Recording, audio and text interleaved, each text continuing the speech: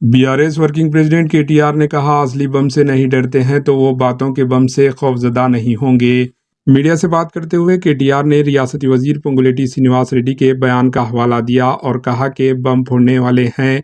उन्होंने कहा कि पोंगुलेटी श्रीनिवास रेड्डी के ईडी के दावों के बारे में कुछ बताने वाले हैं। ईडी में कितने करोड़ मिले हैं इसका खुलासा करने वाले हैं।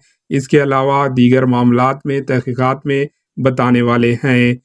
केटीआर ने कहा, हम समझते थे कि लक्ष्मी बम सुतली बम है, लेकिन ये तो बातों का बम निकला।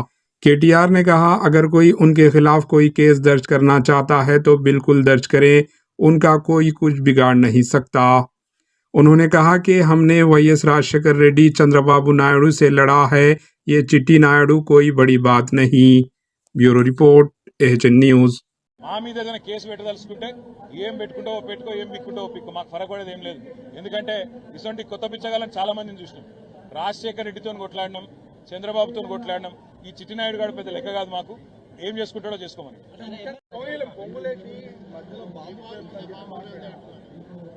బాంబ్ అంటే నాకు తెలిసినంత వరకు ఆయన మీద జరిగిన ఈడీ రైడ్ గురించి ఏమైనా చెప్తాడేమో.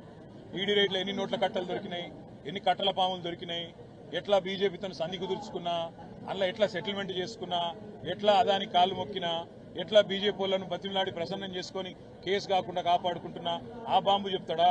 లేకపోతే మరి ఇవాళ అమృత్ స్కామ్లో ముఖ్యమంత్రి బావమరిదికి 1,137 కోట్ల రూపాయల కాంట్రాక్ట్ ఏదైతే ఇచ్చిరని నేను ఆరోపణ చేస్తున్నా. బీజేపీ వాళ్ళు స్పందిస్తలేరు.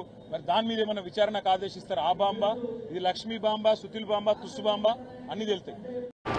एएचएन न्यूज़ को लाइक करें, शेयर करें और सब्सक्राइब करना ना भूलें।